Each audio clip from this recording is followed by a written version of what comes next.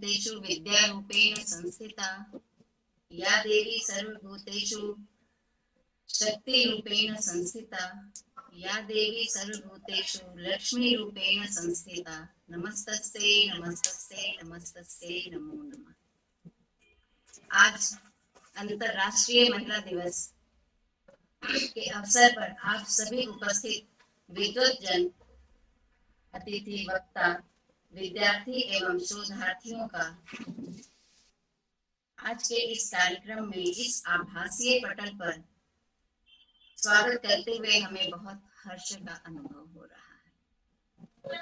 मैं डॉक्टर रजनी सिन्हा आप सभी का हार्दिक अभिनंदन एवं वंदन करती हूँ।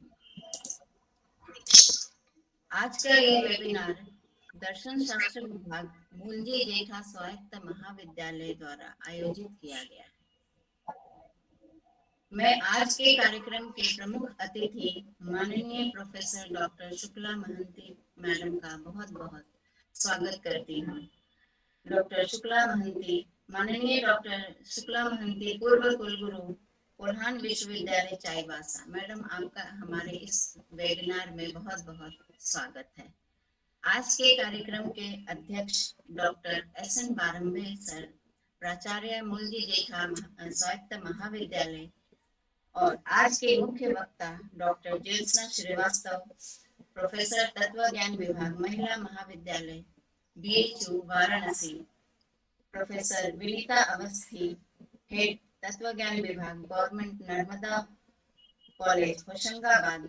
मैडम आप सभी का हमारे इस कार्यक्रम में बहुत बहुत स्वागत है। हमारे सहयोगी प्राध्यापक, उपस्थित विद्यार्थी एवं शोधार्थियों का इस कार्यक्रम में बहुत बहुत स्वागत और अभिनंदन करती हूँ। आज 8 मार्च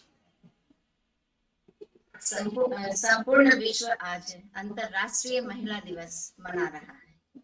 अंतर्राष्ट्रीय महिला दिवस सबसे पहले अमेरिका में 1909 में मनाया गया था। तब करीब 15,000 महिलाओं ने न्यूयॉर्क सिटी में वोटिंग का अधिकार, काम के घंटे कम करने और बेहतर वेतन की मांग को लेकर आंदोलन किया था। तब से आज तक हम 8 मार्च को अंतर्राष्ट्रीय महिला दिवस मना रहे हैं। सन 1975 में संयुक्त राष्ट्र ने थीम के साथ इसे मनाना शुरू किया। इसलिए इस बार का थीम है gender equality today for sustainable tomorrow, यानी मजबूत भविष्य के लिए लैंगिक समानता आवश्यक है। अंतर्राष्ट्रीय महिला दिवस को मनाने का उद्देश्य समय के साथ और महिलाओं की समाज में स्थिति बदलने के साथ परिवर्तित होती आ रही है। शुरू में जब 19वीं शताब्दी में इसकी शुरुआत की गई, तब महिलाओं ने मतदान का अधिकार प्राप्त किया, परंतु अब समय में परिवर्तन के साथ इसका उद्देश्य भी कुछ इस तरह हो गया है, महिला और पुरुषों में इस समानता बनाए रखना। आज भी दुनिया के कई हिस्सों में जहां ऐसे हैं जहां महिलाओं को समानता का अधिकार उपलब्ध नहीं है। कई देशों में अब भी महिलाएं शिक्षा और स्वास्थ्य की दृष्टि से पिछड़ी हुई हैं। महिला दिवस मनाने का उद्देश्य लोगों को इस संबंध में जागरूक करना है। राजनीतिक परिप्रेक्ष्य में अगर हम देखें तो महिलाओं की संख्या पुरुषों से बहुत पीछे है और महिलाओं का आर्थिक स्तर भी पिछड़ा हुआ है। इस दिशा में भी जागरूक कर उन्हें भविष्य में प्रगति के लिए हमें तैयार करना है। महिलाओं को जागरूक होने के लिए उन्हें सशक्त होना पड़ेगा। और सशक्त होने के लिए क्या चाहिए? सशक्त होने के लिए सबसे पहले हमें उन्हें शिक्षित करना आवश्यक है। आज 8 मार्च 2022 को हम 111वां अंतर्राष्ट्रीय महिला दिवस मना रहे हैं। आज अंतर्राष्ट्रीय महिला दिवस का जो थीम है, मजबूत भविष्य के लिए लैंगिक समानता आवश्यक है, इसी संदर्भ में हमने आज का विषय भारतीय दर्शन में शक्ति की संकल्पना पर व्याख्यान का आयोजन किया। आध्यात्मिक पौराणिक मान्यताओं के आधार पर हम दुर्गा को शक्ति का रूप मानते हैं।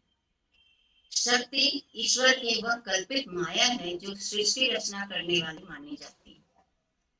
यही शक्ति जगत रूप में व्यक्त होती है और प्रलय काल में समग्र चराचर जगत को अपने में विलीन कर अव्यक्त रूपेण स्थित रहती है।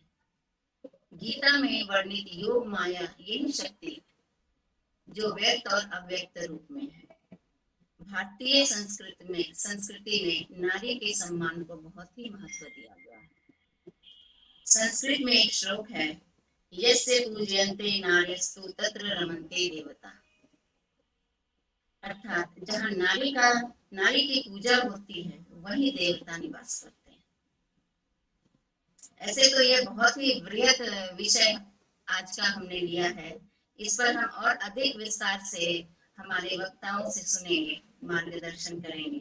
तो हम ये शुरू करने के पहले कोई भी हम कार्य अगर शुरू करते हैं तो सबसे पहले हम मंगला आचरण से शुरू करते हैं। तो आज हम मंगला आचरण के लिए इस अवसर पर मंगला आचरण के लिए हम राजश्री पाटिल को आमंत्रित करना चाहते हैं। वो मंगला आचरण करेंगे।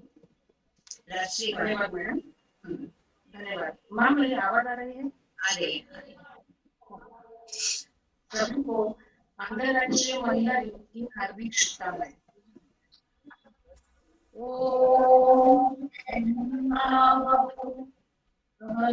भुनक्तु सह वीर्यं कर्वावहै तेजस्विनावधीतमस्तु मा विद्विषावहै।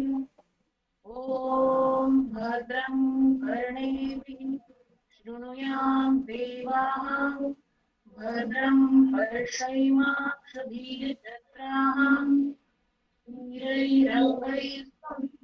स्थिरैरङ्गैस्तनूभिः दशैवहितं यदायुः। ॐ स्वस्ति न इन्द्रो वृद्धश्रवाः स्वस्ति न पूषा विश्ववेदाः स्वस्ति न साक्षो अतितरेः स्वस्ति न बृहस्पतिर्दधातु। ओम शांति शांति शांति। धन्यवाद।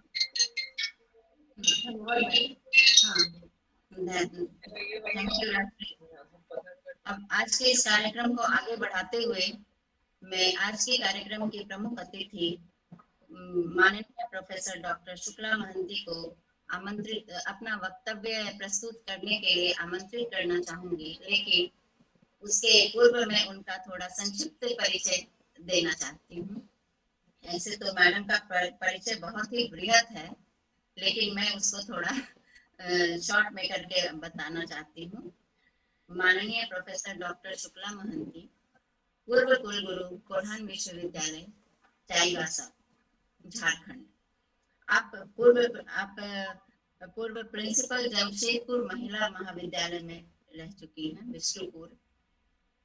आपने अपने विस्तृत उल्लेखनीय कार्यकाल में अनेक विशिष्ट एवं अति विशिष्ट शैक्षणिक एवं प्रशासकीय पदों पर अपना बहुमूल्य योगदान अर्पित किया है। आपकी कार्य सूची इतनी विस्तृत है जिसका संक्षिप्त विवरण देना भी कठिन लग रहा है। फिर भी आपके कुछ उल्लेखनीय कार्यों का मैं विवरण यहाँ पे देना चाहती हूँ। Member of executive council, chairperson Kolhan university, chairperson Jamshedpur women's college, professional academic bodies, chairperson peer team NAAC Bangalore, member state higher education council, affiliated college solution committee, HRD government of Jharkhand राज्य, member MHRD government of India, the first court of Central University of South Bihar, International Economic Association 1989 से to date 27 साल का यहाँ पे आपका professional academic experience है। National economic association new Delhi, national science Congress association Kolkata, member make in India Kaushal Vikas, HRD government of Jharkhand. आपने विभिन्न पत्रिकाओं में 44 आलेख पब्लिश किए हैं। आपका 12 अंतर्राष्ट्रीय सम्मेलनों में योगदान आपने दिया है। आपके 5 रिसर्च प्रोजेक्ट पब्लिश हुए हैं। आपने 10 रिसर्च स्कॉलर को मार्गदर्शन किया है। आपको 11 अवार्ड्स एवं फेलोशिप से सम्मानित किया गया है। मैडम, हमारे कार्यक्रम में आपका बहुत बहुत स्वागत है। माननीय प्रोफेसर डॉक्टर शुक्ला महंती का मैं बहुत आदर के साथ अपने कार्यक्रम में आमंत्रित करती हूँ। बहुत बहुत स्वागत है मैडम आपका। आप सबको नमस्कार और आज की अंतर्राष्ट्रीय महिला दिवस की बहुत ढेरों शुभकामनाएं आप सबको। और मैं सबसे पहले मैडम सिन्हा मैडम का बहुत शुक्रिया अदा करूंगी। उन्होंने मुझे बुलाया और आपके साथ मुझे जुड़ने का आज मौका मिला। और वाकई आप कहें तो महिलाओं के साथ जुड़ना और महिलाओं पर ही कुछ बातें करना, महिलाओं के साथ बात करना, ये शायद मेरी जिंदगी का एक ही मकसद है कि अगर मैं किसी भी महिला, किसी लड़की के जीवन में कुछ काम आ जाऊं तो सोचूंगी कि ईश्वर ने जो मुझे जीवन दिया वो सार्थक हो। आज महिला दिवस के इसमें मैं आपको बताऊं कि सुबह में अभी हम लोग प्रभात फेरी लगा के आए और लड़कियों को हमने अभी बहुत सारी लड़कियों को हमने अभी बताया और लड़कियों ने भी इंटरेक्शन किया और उसके बाद फिर कार्यक्रम है, अभी फिर एक है। तो मैं आज के दिन में अपने टॉपिक दिया था इंडियन फिलॉसफी। तो इंडियन फिलॉसफी, जब मेरे फिलॉसफी में मेरा इंटरेस्ट है, लेकिन जब मैं इंडियन फिलॉसफी को देखती हूँ, मनुस्मृति में देखती हूँ, तो जो अभी दीदी ने कहा कि वही ईश्वर रहते हैं जहाँ महिलाएं पूजी जाती हैं, लेकिन उसके बाद फिर बहुत सारे कंट्रोवर्सी हैं। हम देवी के नाम पर दुर्गा, लक्ष्मी, सरस्वती करते हैं, लेकिन कितने सारे घरों में आज भी आप बताएं कि वाकई में लड़की आने से बहुत खुशी होती है क्या? क्या ये प्रॉब्लम आता गया लगा है यार। मैंने बहुत सारे चीज निकाल के रखे कि आज 40% लड़कियां अभी भी हैं अरे ते मैं हमने हम तक नहीं और मैंने ऐसे जगहों की नहीं बोल रही हूँ जहाँ पर 100% विमेन लिटरेसी है।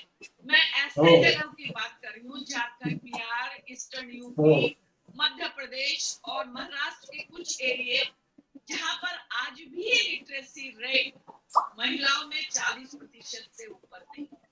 तो हम कहते हैं ये भी सही बात है कि आज हम बहुत ऊपर भी चले गए हैं, लड़कियां हवाई जहाज भी चला रही हैं, सेना में भी हमारे प्रधानमंत्री ने अभी हमारा जो आया कि उसमें लड़कियां सैनिक भी आज बन पा रही हैं और जल थल सेवा में भी लड़कियां ऑफिसर बन पा रही हैं। ये बहुत गर्व की बात है, लेकिन सिर्फ 20% लड़कियां जो कि आज हायर स्टेटस में है, उसको देखकर हम 80% को नहीं छोड़ सकते। एक जमाना था जब सिर्फ लड़कियों की 2 नौकरियां मानी जाती थी से हमारे जमाने में कि या तो शिक्षक बन जाओ या नर्स की नौकरी। 2 ही नौकरी लड़कियों के लिए माइंडसेट था कि लड़कियां नर्स बनती हैं और नर्स के लिए साउथ इंडियन लड़कियों को अधिक ये किया जाता था और हमारे इधर में टीचर बनने के लिए कहा, टीचर प्रोफेसर जो बनो, this is very safe for the women. But now that change scenario has been changed. अब हमारे यहाँ पर ऐसा है कि हम लोग ये नहीं करते,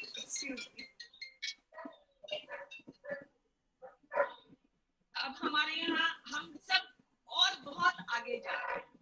अभी हमने जब आंकड़ों में मैंने देखना शुरू किया, मैं फिलॉसफी फिर कम थोड़ा इस पर ही बोलना चाहूंगी। तो सबसे पहले मैंने अभी जितने केसेस हो रहे हैं, चाहे वो 9 महीने की बच्ची हो, चाहे 80 साल की औरत हो, कोई भी सेफ नहीं है। तो कहीं से दिल में बड़ा कचोटता है कि कहाँ हैं हम, कौन से समाज में जीते हैं हम। तो मैंने आंकड़े देखने शुरू किए, तो महिला आयोग का जब आंकड़ा हमने देखा तो देखा कि 5 साल में ये जो महिलाओं पर अत्याचार का आंकड़ा बढ़ते गया और सबसे अधिक हमारे अत्याचार मानसिक प्रताड़ना के हुए, जो कि बड़ा 20,814 मानसिक प्रताड़ना के जो केस दर्ज हैं वो कह रही हूँ मैं। और बहुत सारे केस हैं जो घर में घुट के मर जाते हैं लेकिन दहलीज से बाहर पैर नहीं रखते और ना कहीं उसकी रपट लिखाते हैं। तो उसको सोचिए कि मानसिक प्रताड़ना, कौन सी मानसिक प्रताड़ना। एक हमारी बच्ची, मैं चूंकि लड़कियों में ही रहती हूँ, तो उसने कहा कि मैं बाहर क्या जाऊंगी, मैं घर पर ही मानसिक रूप से प्रताड़ित हूँ। मैंने कहा कैसे बेटा? बोली मेरी माँ जी शिक्षक है, मेरे पिताजी नहीं है और हमारा जॉइंट फैमिली है। हमारे चचेरे चाचा और ये हमसे गलत बात करते हैं। हमने कहा किसने कुछ किया? बोले नहीं, वो ऐसी बात बोलते हैं कि मैं मानसिक रूप से बहुत प्रताड़ित हो जाती हूँ। तो दैट हर्ट्स मी। ये मुझे लगता है कि इसको हम लोग कैसे बदलें, कैसे करें। मैं एक आपको वाकया बताती हूँ। 20 साल पहले की बात है। मैं ग्रेजुएट कॉलेज में, यहीं के ग्रेजुएट कॉलेज, वुमेन्स कॉलेज में प्रिंसिपल थी। हमारी कुछ लड़कियां दौड़ते हुए मेरे पास आई और हमारे एकदम बगल में, मतलब मैं 4 फरलांग में साक्षी थाना है। लड़कियों ने हमें कहा कि मैडम हम लोग आ रहे थे तो एक मोटरसाइकिल सामने से गया और किसी लड़के ने, दो चार लड़की उसमें बैठे थे, उन लोगों ने मेरा दुपट्टा ऐसे करके खींचा जिससे कि मैं गिर गई। और जब मैं उठी तो वो लड़के भाग गए थे। वहीं पर थाने के कुछ पुलिस सिपाही बैठे हुए थे। तो मैंने कहा कि देखिए सिपाही जी, लड़कों ने मेरे को इस तरह से किया। तो उस सिपाही का जवाब था कि तुम्हारे को कुछ हुआ क्या, तुमसे कुछ किया क्या? पर एक थोड़ा दुपट्टा खींच दिया। मतलब इंतजार करना है उस वक्त का जब तक आपके साथ कोई घटना ना हो जाए। तो ये इस परिस्थिति में, इस मानसिकता में जी रहे हैं लोग। पुलिस भी उसी मानसिकता में। कुछ हुआ क्या? मतलब ये मानसिक प्रताड़ना कोई प्रताड़ना नहीं। जब तक ये आपके शरीर के साथ खिलवाड़ ना हो जाए, आप रपट ना लिखा दें, तब तक आपको कोई नहीं पूछता। तो इस तरह की मानसिकता को बदलनी होगी। ये दिमाग में अभी हम लोगों ने, उसके बाद हमने एसपी से कहा, देख पुलिस और ये भी हमारे यहाँ हुआ। लेकिन उस मोटरसाइकिल का मैं आपको लास्ट में बता दूं, मेरी लड़कियों ने उसका नंबर तो नोट किया था, प्लस उसके साथ एक लोगो जैसा कुछ था जो उन्होंने मुझे बताया। हमारी डीसी मैडम थी, निधि खरे मैडम, हमने वो बहुत ही विमेन के लिए करती थी, तो हमने उनको बताया। तो जितने मोटरसाइकिल थे उस नंबर के, सबको उन्होंने वहां पर कॉलेज में लगा दिया। इसका भी मोटरसाइकिल मिल गया उस लोगो वाले का। तो बड़े आश्चर्य की बात है, वो मोटरसाइकिल एक 55 साल के आदमी का निकला और हम लोग कुछ नहीं कर पाए। तो ये हमारी स्थिति है आज के दिन में।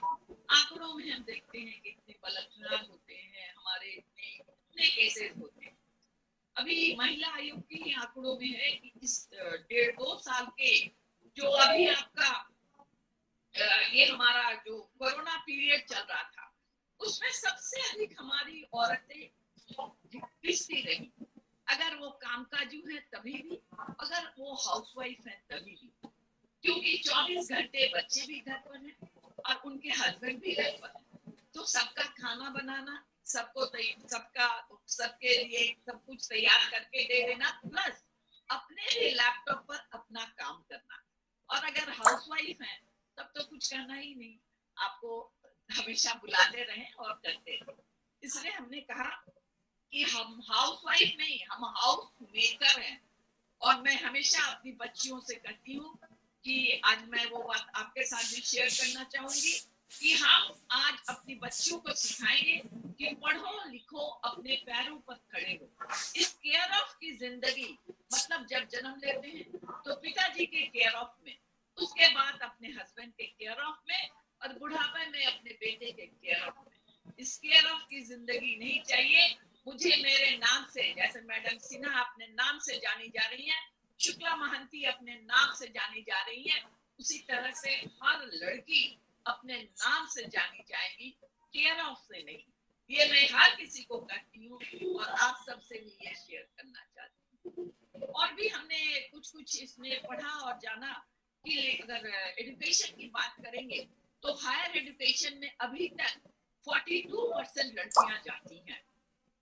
और आईएएस आईपीएस में अगर बात करेंगे तो अभी थोड़ा डेटा बढ़ा है और 18% लड़कियां आईएएस आईपीएस जैसे हायर इसमें जाती हैं और आज तो सीओ भी बन रही हैं, एएमटी भी बन रही हैं, हमारी बेटियां बन रही हैं, सब जगह आकाश में भी उड़ रही हैं, सब जगह जा रही हैं, लेकिन परसेंटेज कम है और इसको बढ़ाना है और अपनी लड़कियों को ये कहना है, आओ पढ़ो लिखो, अपने पैरों पर खड़े हो, देखो पूरी दुनिया तुम्हारे साथ होगी, तुम्हारे ही पास होगी, बस अपने आप को तैयार करो मानसिक रूप से और शारीरिक रूप से। धन्यवाद आप सबका, हमने आपका समय लिया, बहुत बहुत धन्यवाद। प्रणाम मैडम, मैं राजकुमारी बहुत बहुत नमस्ते मैम। नमस्ते नमस्ते नमस्ते मैडम समय पे मोहंती मैम। उस वेबिनार में जोड़ना चाह रही हूँ, इसलिए मैं राजकुमारी जी आपसे प्रणाम मैडम, बहुत बहुत धन्यवाद मैडम। आपके इस शारगर्भित व्याख्यान से मुझे पूरी उम्मीद है कि हमारे श्रोता बहुत ही लाभान्वित हुए होंगे। नए नए हमें ये जानने को मिला कि बहुत अभी भी ऐसे लोग हैं हमारे यहाँ, जब तक हमारे सोच नहीं बदलेंगे तब तक हमारी हमारा जो रहने का है ढंग वो नहीं बदलेगा। हमारी सोच बदलेगी तो हम शिक्षित होंगे। सबसे पहले हमें महिलाओं के सोच को बदलना पड़ेगा।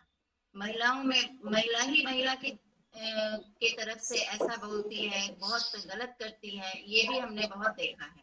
इसीलिए हमें महिलाओं की सोच को और उसके साथ साथ पुरुषों की सोच को भी बदलना होगा कि वो अपनी बेटियों को साक्षर बनाए, शिक्षित करें, ताकि वो अपने पैरों पे खड़ा हो।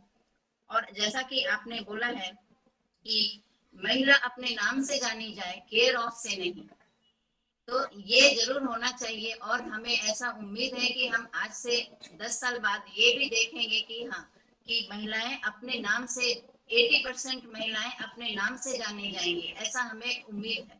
तो ऐसा ही होना चाहिए कि सारी महिलाएं अपने नाम से जानी चाहिए और उसके लिए उन लोगों को शिक्षित होना जरूरी है और उसके लिए उन लोगों के सोच को बदलना है। थॉट प्रोसेस अगर उन लोगों का हम बदलेंगे, उन लोगों को सीखने का, उन लोगों को जानने का, ये सारा चीज अगर उन लोगों में हम डालें तो अवश्य ही महिला आगे बढ़ सकती है। अभी जिस प्रकार अभी महिला तो चांद पे भी जाने लगी है, तो उसका परसेंटेज जो कम है वो शायद आगे जाके ज्यादा हो, तो ऐसा हम उम्मीद कर सकते हैं। इसी श्रृंखला में हम आगे बढ़ते हुए मैं आज की पहली वक्ता डॉक्टर ज्योत्सना श्रीवास्तव को आमंत्रित करना चाहती हूँ और उसके पहले मैं मैडम का थोड़ा संक्षिप्त परिचय देना चाहती हूँ। नमस्कार ज्योत्सना जी, नमस्कार, स्वागत है। मैं सबसे पहले तो इस वेबिनार में मैं डॉक्टर राजकुमारी सिन्हा का बहुत बहुत स्वागत करती हूँ। हमारे इस वेबिनार में मैडम आपका बहुत बहुत स्वागत है। और भी बहुत सारे हमारे ऐसे प्राध्यापक हैं जो लोग हमारे इसमें जुड़े हैं, मैं सभी का स्वागत इस कार्यक्रम वेबिनार में करती हूँ। डॉक्टर ज्योत्सना श्रीवास्तव मैडम, आप महिला महाविद्यालय काशी हिंदू विद्यापीठ में प्रोफेसर के पद पर कार्यरत हैं। काशी हिंदू विश्वविद्यालय रजनी जी।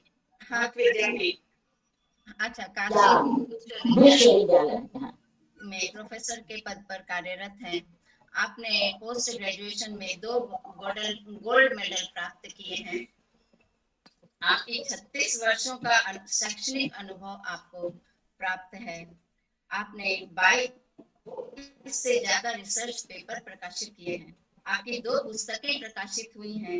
एक प्राचीन भारतीय तंत्र युक्तियां, शिक्षा का दार्शनिक आधार, और दूसरा प्राचीन भारतीय योग परंपरा भी प्रकाशित हुए हैं। आपके द्वारा 2 सेमिनार का आयोजन किया गया है। आप इंटरनेशनल VHU एलुमनाई मीट के कन्वेनर हैं।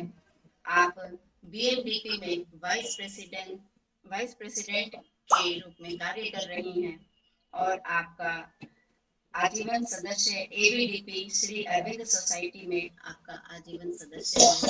आपको हमारे इस कार्यक्रम में आपका बहुत बहुत स्वागत है। Doctor Jyotsna Shrivastava madam. बहुत धन्यवाद मैडम। वक्तव्य सुनने के लिए हम लोग बहुत व्यग्र हैं, व्यग्र हैं। हाँ हम भी सज्जे हैं, सामने बैठे हैं। Very good, very good. सबसे पहले तो हम सभी को इंक्लूडिंग माई सेल्फ, हम सभी को अंतर्राष्ट्रीय महिला दिवस की बहुत बहुत शुभकामनाएं। सभी को, हम सभी अपनी शक्ति को पहचाने। शक्ति स्वरूपा है और हमें दूसरों से अपनी शक्ति सुननी पड़ती है कि हमारे अंदर ये शक्ति है, हमारे अंदर ये शक्ति है। तो जैसे जैसे मृग है ना कस्तूरी को ढूंढता है, वैसे ही हम भी अपनी शक्ति बाहर से कहीं ढूंढते हैं। तो हमें अपनी शक्ति हमें अपने अंदर से पहचाननी है। तो आज इस बहुत ही कह लीजिए कि महत्वपूर्ण दिवस के अवसर पर मन में आया कि ये शक्ति की ही कुछ आराधना ऑनलाइन की जाए और मात्र शक्तियों से कुछ चर्चा की जाए, उनकी महत्ता बताई जाए। तो आज दर्शन विभाग एमजी कॉलेज जलगांव द्वारा आयोजित अंतर्राष्ट्रीय महिला वर्ष के अवसर पर आयोजित एक दिवसीय जो वेबिनार है उसमें उपस्थित आदरणीय मुख्य अतिथि पूर्व कुलपति प्रोफेसर शुक्ला मोहंती जी, सम्मानित वक्ता प्रोफेसर विनीता अवस्थी जी जो अध्यक्ष हैं दर्शन विभाग नर्मदा कॉलेज होशंगाबाद में, एवं बीएमडीपी भारतीय महिला दार्शनिक परिषद की बहुत ही सम्मानित, बहुत ही मिलनसार और बहुत ही सुलझी हुई बिल्कुल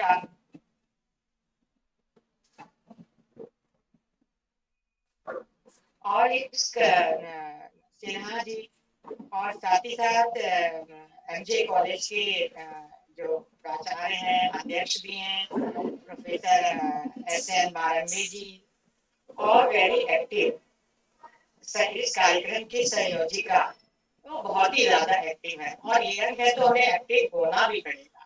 हम लोग तो अब बहुत बुजुर्ग की श्रेणी में आ गए हैं, तो आपको तो ये बिल्कुल एक्टिव होना ही पड़ेगा। तो ऐसी संयोजिका doctor Rajni Sinha ji, MG college के सभी टीचर्स, सभी अध्यापक, सभी बच्चे स्टूडेंट्स और ऑनलाइन जुड़े हुए इस आभासी पटल पर उपस्थित सभी हमारे जो श्रोतागण हैं, आप सभी को सबसे पहले मेरा नमस्कार है। और रजनी जी और डॉक्टर बारंबे सर, आपने आज के दिन जो मुझे कुछ कहने का मौका दिया, अवसर प्रदान किया, इसके लिए मैं बहुत आभारी हूँ। और अमोल को देख रहे हैं, इससे तो हम जलगांव में मिले थे, बहुत ही अच्छा बच्चा है और आज भी मुझे अमोल की याद है और कुछ भी अगर होता है कहना होता है तो मुझे अमोल की याद आती है। तो अमोल, रजनी मैडम, बारंबे सर और एमजे कॉलेज के सभी टीचर्स, आपको बहुत बहुत आपके प्रति मेरा आभार है कि आपने मुझे इस अवसर पर बोलने का, कुछ कहने का हमें एक अवसर दिया है और बहुत ही अपने आप को इसलिए भाग्यशाली मानते हैं। ये जो शक्ति की आराधना है, शक्ति जो कॉन्सेप्ट है, उसको जो प्रत्यय है, इसको हम किस रूप में समझते हैं, इसके बारे में हम चर्चा करें। एक छोटी सी बात अपने घर से ही शुरू करना चाहेंगे, वो हमारे घर से भी हो सकती है और आपके घर से भी हो सकती है। आपने देखा होगा कि घर में अगर बेटे बेटी हैं और ठीक है दोनों को हम आज के पढ़े लिखे लोग हैं तो शहर में फिर भी हम उन्हें एक दृष्टि से देख रहे हैं, लेकिन फिर भी कहीं ना कहीं थोड़ा सा भेद हो रहा है। और साथ ही साथ एक से एक कभी कभी ऐसा भी समय आता है कि हम कहते हैं ये बेटी मेरे लिए बेटे से बढ़कर, ये मेरा बेटा है, ये मेरा बेटा, जैसे बेटा मेरी देखभाल करता है वैसे ही बेटी करती है।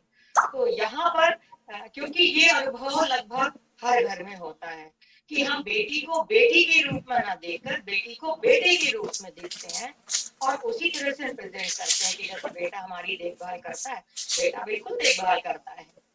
और उसी तरह से बेटी करती है। तो यहाँ पर एक जो शक्ति है, हमें शक्ति यानी स्वयं को, टू नो thyself, जैसे सॉक्रेटिस ने कहा, अपने आप को पहचानना है, अपने आप को जानना है। तो हमें बेटी को बेटी के रूप में देखना है, बेटी को एक बेटे के रूप में नहीं वर्णन करना है या उसके बारे में बताना है या उसकी पीठ टोकना है। हम बेटी को बेटी के रूप में उसकी पीठ ठोकेंगे, वो इतना करती है, घर भी करती है, बाहर भी करती है, पढ़ाई में भी अच्छी है, पेरेंट्स की देखभाल करती है, घर भी संभालती है, वगैरह वगैरह वगैरह। तो ये छोटी सी, चूंकि हमारे घर में ये रोज होता है, इसलिए यहाँ से अपनी बात शुरू करते हैं। क्योंकि वो शक्ति की कल्पना, वो हमारे जो प्राचीन साहित्य है और हमारा जो दर्शन है, उसमें हमें अत्यंत प्राचीन समय से ही उपलब्ध होती है। लेकिन शक्ति को हम किस रूप में लेते हैं, सबसे पहले हम इस बात की चर्चा कर लेते हैं। तो कहते हैं कि ये जो टर्म शक्ति है, वो शब्द से निकला है, जिसका अर्थ ही होता है एनर्जी। किस चीज की energy? To do, to act, यानी क्रियाशीलता की, यानी कार्य करने की क्षमता, कार्य करने की शक्ति। और वो शक्ति जो प्रत्येक तत्व के अंदर है, प्रत्येक जीव के अंदर है, प्रत्येक शक्ति है। जैसे अग्नि में दाहकता की शक्ति है, चीनी में मिठास की शक्ति है, इसी तरह से वो शक्ति इनहेरेंट है, यानी ये कह सकते हैं। और इस शक्ति को मातृशक्ति के रूप में, मातृशक्ति के रूप में इसका जो वर्णन है, इसका हमें उल्लेख मिलता है कि इस शक्ति को मातृशक्ति के रूप में कहा गया है। और ये जो शक्ति है, ये चित शक्ति, सृजनशीलता की शक्ति, स्वभाव या स्वरूप शक्ति भी है, चेतन शक्ति भी है, इच्छा शक्ति भी है, सामर्थ्य शक्ति भी है, सृजनशीलता, कारण शक्ति भी है, नियंत्रण शक्ति भी है। तो शक्ति के तो विभिन्न आयाम है। और अगर हम क्रियाशीलता, सामर्थ्य, सृजनशीलता, एक्टिविटी के अर्थ में देखें, तो फिजिक्स में भी कहा गया है, power is something called activity, या energy is the capacity for doing work. और ये शक्ति विभिन्न रूपों में हमारे सामने आती है।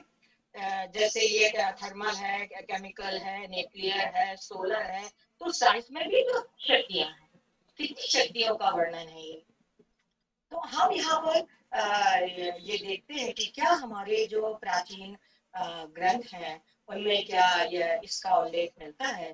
तो एक छोटा सा उल्लेख मिलता है कि ये जो है शक्ति है, शक्ति as the very word itself denotes mean power. It can be seen through the different phenomena of life itself. ये हमारी जीवन जो हमारा जीवन है, वो उसकी शक्ति है। और जैसे दुर्गा सप्तशती में कहा गया है कि या देवी सर्वभूतेषु शक्ति रूपेण संस्थिता, या देवी सर्वभूतेषु मातृ रूपेण संस्थिता। और साथ ही साथ या देवी सर्वभूतेषु क्षमा रूपेण संस्थिता, यानी उस शक्ति का वर्णन कितने रूपों में हमारे जो टेक्स्ट हैं, जो दुर्गा सप्तशती है, हमें वहाँ उल्लेख मिलता है। तो ये कहते हैं कि everyone of us has inherent power. हम सभी के अंदर एक छिपी हुई आंतरिक शक्ति, जिसको कि हम एनर्जी भी, ऊर्जा भी कह सकते हैं, पोटेंशियलिटी भी कह सकते हैं, सामर्थ्य भी कह सकते हैं, और क्रियाशीलता की शक्ति भी कह सकते हैं, चेतन शक्ति भी कह सकते हैं, सृजनशीलता की शक्ति भी कह सकते हैं। और आपने देखा होगा कि जितने भी देवों की कल्पना हमारे शास्त्रों में की गई है, सबके साथ शक्ति पहले है। चाहे लक्ष्मी नारायण हो, चाहे गौरी शंकर हो, चाहे राधा कृष्ण हो, तो शक्ति का उल्लेख पहले आता है, देवों का उल्लेख बाद में आता है। तो शक्ति हमारे लिए हम सभी के लिए शक्ति बहुत ही महत्वपूर्ण है। और इस शक्ति को हमें पहचान कर, समझ कर, हमें इसका जो है वो कह लीजिए सम्मान करना है। इसलिए शक्ति हमारे लिए बहुत ही इम्पोर्टेंट तत्व। और कहते हैं कि शक्ति की कल्पना तो प्राचीन साहित्य से मिलती है। अगर हम देखें तो ये जो शक्ति है जिसे मातृशक्ति के रूप में कहा गया है, जिसे मदर गॉडेस के रूप में कहा गया है, और वो क्रिया सामर्थ्य युक्त है। और ये जो मातृशक्ति है वही सर्वोच्च सृष्टा है, वही पालक है, वही संहारक है, किसकी? इस पूरे ब्रह्मांड की। और हमें सिंधु घाटी सभ्यता में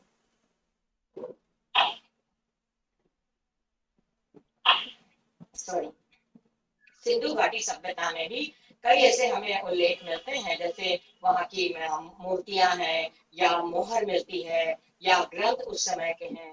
तो उस समय हमें इन शक्तियों का भी उल्लेख मिलता है। और कभी अगर हम इतिहास उठा के अपना देखें और तो हमें जरूर इनके बारे में बहुत ही गहराई के साथ पढ़ने को अवश्य मिलेगा। और सिर्फ भारत में ही नहीं बल्कि अन्य देशों में भी इस मातृशक्ति की पूजा होती है। जैसे मेसोपोटामिया है, पर्शिया है, सीरिया है, साइप्रस है, इजिप्ट है, आदि जो बाहर के देश हैं, इनमें भी हम देखते हैं कि हमें इस शक्ति का उल्लेख मिलता है। तो हमारे जो ग्रंथ हैं इनमें भी हमें इन शक्तियों का उल्लेख मिलता है। वेदों में परम पुरुष के ब्रह्म और शक्ति ये दो रूप माने गए हैं।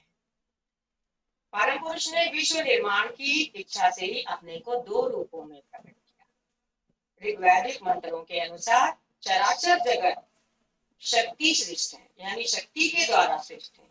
यही महाशक्ति परमेश्वर है जो सर्वभूतों में मात्र एवं शक्ति रूप से स्थित है। और ये जो शक्ति है,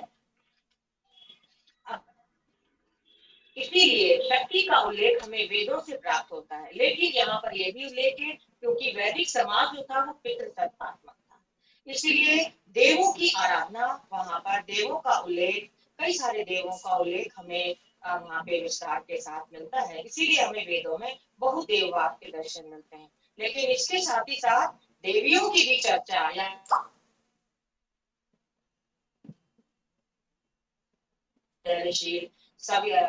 उषा देवी का उल्लेख, उषस देवी का उल्लेख मिलता है जो प्रातः काल की देवी है। और देवी और मातृशक्ति उषस को मातृ एवं सर्वोच्च शक्ति के रूप में हमें उल्लेख मिलता है। ये ऋग्वेद का प्रथम मंडल है जहाँ पर हमें इसका उल्लेख मिलता है। ऐसे बहुत सारे उदाहरण हैं जहाँ हमें शक्ति का उल्लेख मिलता है। फिर इसके अलावा ऋग्वेद में हमें देवी अदिति या मातृशक्ति अदिति का भी उल्लेख मिलता है। और अदिति का अर्थ होता है सर्वव्यापक, ऑल परवेडिंग एंड बंधन रहित। तो इस अदिति का भी उल्लेख मिलता है जो देव यानी आकाश की पुत्री है और रात्रि की बहन है। और साथ ही साथ कहते हैं कि वह सभी प्राणियों के साथ साथ देवों की भी माता है और वे बहुत दयालु हैं। वे प्राणियों की जो पुकार है उसको वे सुनती हैं। और इसके साथ ही साथ अन्य मातृ शक्तियों का भी उल्लेख मिलता है हमें ऋग्वेद में, जैसे इला, भारती, माँ सरस्वती इत्यादि का भी उल्लेख हमें यहाँ पर मिलता है। तो ये जो शक्तियां हैं, जैसे अदिति को कहा गया कि अदिति ही आकाश है, अदिति ही अंतरिक्ष है, अदिति ही माता है, अदिति ही पिता है, अदिति ही पुत्र है, अदिति ही समस्त देवता है। यानी जो कुछ उत्पन्न हुआ है या उत्पन्न होने वाला है वो सब अदिति है। ये हमें ऋग्वेद के प्रथम मंडल में मिलता है इसका उल्लेख। आदितिर्द्योर आदितिर अंतरिक्ष आदितिर माता च पिता च पुत्र विश्वे देवा अदिति पंच जना अदितिर जातम अदितिर जनित्वा। इस तरह ये जो अदिति मात्र शक्ति है, ये शक्ति रूप में इस शक्ति का उल्लेख हमें ऋग्वेद में मिलता है। फिर पृथ्वी को माता कहा गया है। पृथ्वी माता और पिता आकाश है। और कहते हैं ये दोनों मिलकर फल, भोजन, धन्य धान की वृद्धि करते हैं। और साथ ही साथ वे कहते हैं कि आकाश की पुत्री जीवों की सभी प्रकार के अशुभ से रक्षा करती है एवं अपने गोद में स्थान देती है। तो हम देख रहे हैं कि हम की जो शक्तियों का वर्णन है ये हमें हमारे ग्रंथों में विस्तार के साथ उपलब्ध होता है। और इसीलिए कहा जा सकता है कि शक्ति का जो अर्थ है, जैसा हमने पहले ही कहा था कि क्रियाशीलता, एनर्जी, ऊर्जा, सामर्थ होती है। और ये पराशक्ति यानी सुप्रीम गॉडेस, ये जो पराशक्ति है, सर्वोच्च शक्ति है, ये शक्ति सुप्रीम गॉडेस का व्यक्त रूप। और जो देव है वो अपनी इस शक्ति, देवों की आराधना उनकी शक्ति के कारण ही होती है। उनकी इसीलिए शक्ति प्रत्यय एक जीवन शक्ति, जीवन का कह लीजिए मूल है। और वास्तव में सृष्टि जो शक्ति है उसका उल्लेख सृष्टि के संदर्भ में सृष्टि से जोड़कर ही किया जाता है। और वेदों के साथ साथ हमने उपनिषदों में भी उल्लेख मिलता है। जैसे श्वेताश्वतर उपनिषद है, उसमें शक्ति का सिद्धांत बताया गया है। और वे कहते हैं कि कहीं कहीं हमें उल्लेख मिलता है कि सृष्टि का कारण काल है, कहीं स्वभाव को कहा गया है, कहीं कर्म को कहा गया है, कहीं सृष्टि आकस्मिक घटना के रूप में कही गई है। लेकिन श्वेताश्वतर उपनिषद कहता है कि वास्तव में जो सृष्टि है वो शक्ति के कारण ही संभव है। वह दिव्य शक्ति, वो अचिंत्य, क्योंकि वो परमात्मा की स्वरूपभूत शक्ति है। वो शक्ति उससे अलग नहीं है। ऐसा नहीं है कि शक्ति और परम तत्व अलग अलग हैं। परम तत्व को शक्ति से संयुक्त रूप में ही समझा जाता है। और ये सत्व रस और तम रूप में अति गुणमयी कही गई है, लेकिन फिर भी ये तीनों गुणों से परे है। और इस शक्ति से संपन्न परम तत्व ही, ब्रह्म ही, परमेश्वर ही सृष्टि करता है। तो श्वेताश्वतर उपनिषद कहता है, ते ध्यान योगानुगता अपश्यन् देवात्म शक्तिं स्वगुणैः निगुणाः यह कारणानि निखिलानि तानि कालात्म युक्तान अधितिष्ठते। श्वेताश्वतर उपनिषद का प्रथम जो अध्याय है उसमें यह हमें वर्णन मिलता है। और एक यहाँ पर इसी उपनिषद में एक बहुत ही अच्छी कल्पना, एक बहुत ही अच्छी कल्पना तो नहीं कहें, तुलना की गई, उदाहरण दिया गया है। जैसे हम लोगों ने पहिया देखा है जिसको चक्र कहते हैं, उसमें तीलियां होती हैं और उस तीलियों के केंद्र में एक नेमी होती है जो कि उन तीलियों को आपस में जोड़े रहती है। तो यहाँ पर हमें ये एक उदाहरण मिलता है कि प्रोग्राम करवा रही है। हेलो,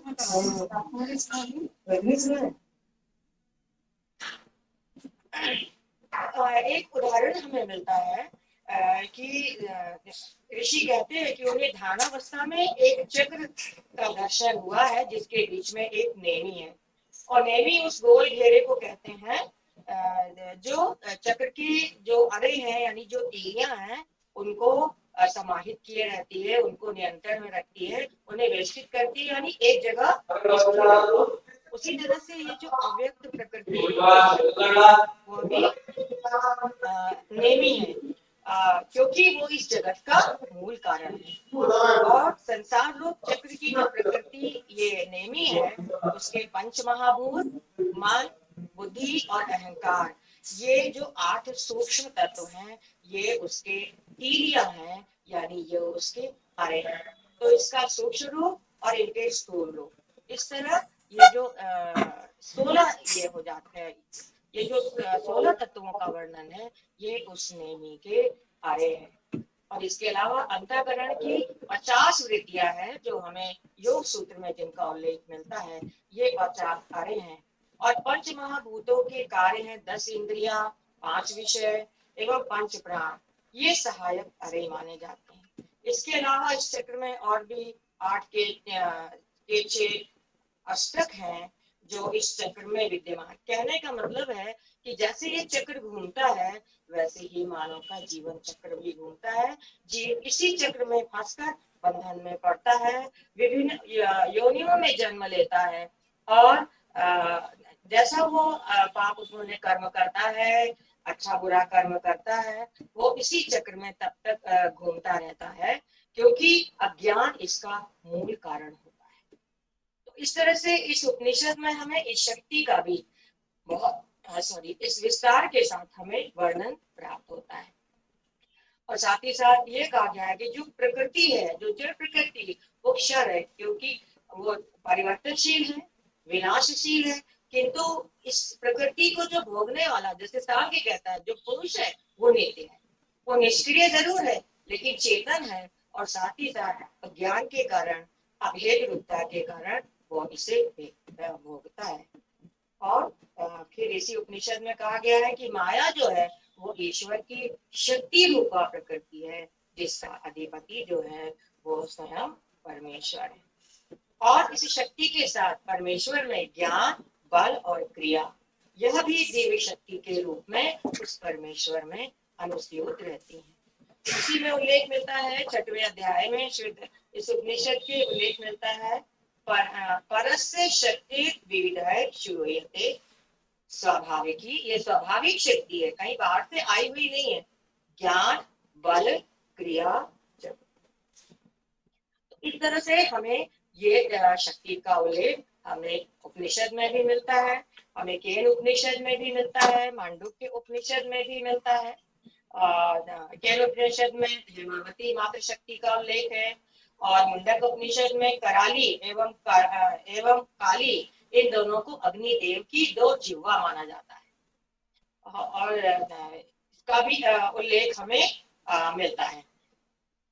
तो इस तरह से, और इसके अलावा हमें महाभारत में उल्लेख मिलता है। वे कहते हैं कि वहाँ देवी दुर्गा की दुर्गा रूप शक्ति का उल्लेख हमें मिलता है, और कहा गया है महाभारत में कि ब्रह्मांड के कल्याण हेतु ये मातृ शक्ति की आराधना की जाती है, जिन्हें महिषासुर नाशिनी एवं काली आदि नाम दिए गए हैं। अन्य नामों में भी कपाली, कृष्ण पिंगला, भद्रकाली, महाकाली, शाकंभरी, कात्यायनी, विजया आदि शक्तियों का भी उल्लेख हमें प्राप्त होता है। और यहीं पर उल्लेख मिलता है कि माँ दुर्गा जो है वो श्री कृष्ण की बहन एवं स्कंद की माता है, ऐसा उल्लेख मिलता है। उन्हें स्वाहा, सुधा, काल, काष्ठा आदि कहा गया है। दुर्गा को सरस्वती, सावित्री, माया, हरि, श्री एवं संध्या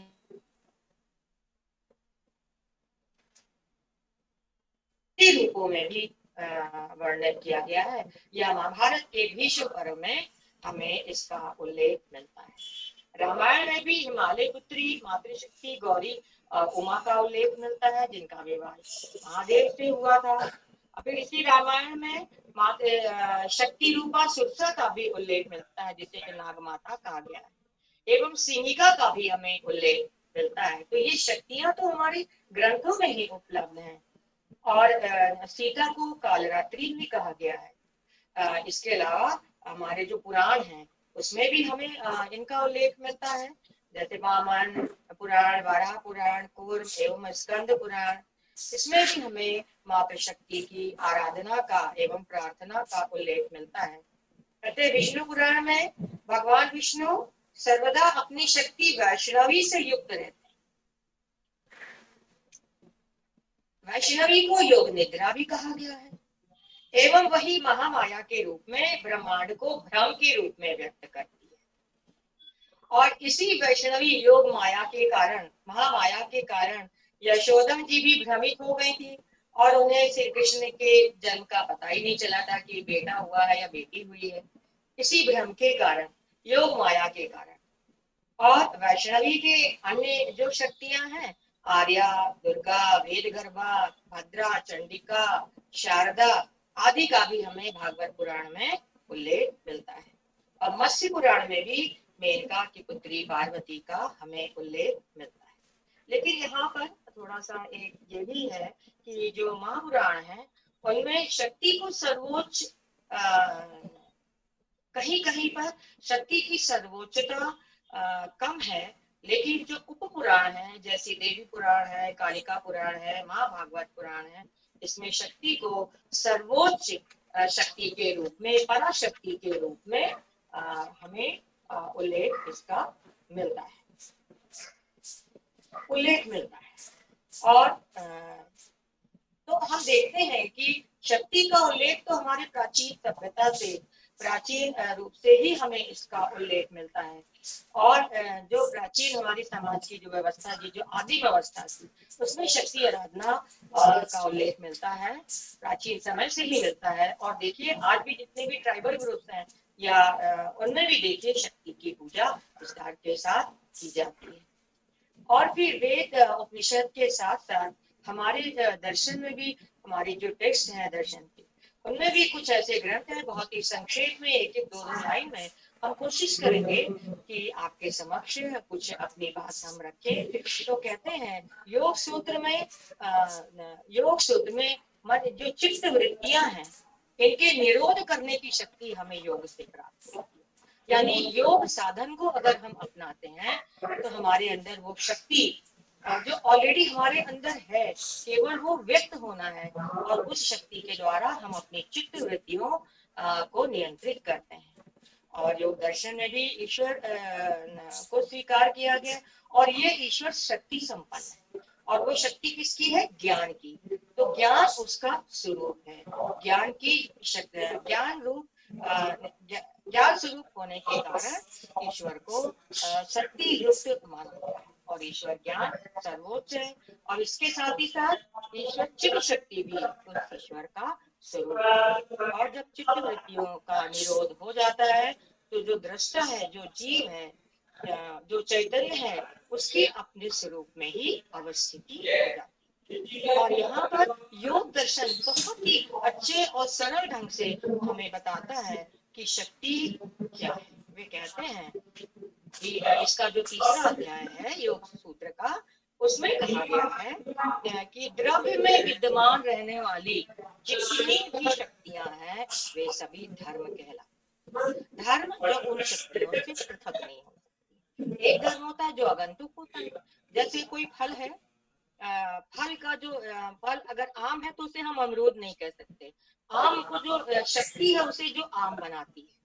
लेकिन आम में अनेक धर्म है, कभी कच्चा होता है, फिर वो पक जाता है, फिर वो ज्यादा पक जाता है। तो इस तरह से ये अंतर्गत तो कुछ आगंतुक धर्म है, और कुछ उसके जो शक्तियां हैं वो स्वयं उसका स्वरूप है। आम को हम अमरूद नहीं कह सकते हैं, कुछ न कुछ वो शक्ति है जो उसे एक दूसरे से अलग करती है। तो इसी को योग दर्शन कहता है कि किसी भी द्रव्य में विद्यमान जितनी भी शक्तियां हैं वे सब धर्म है, और इसके आधारभूत द्रव्य का नाम धर्मी है।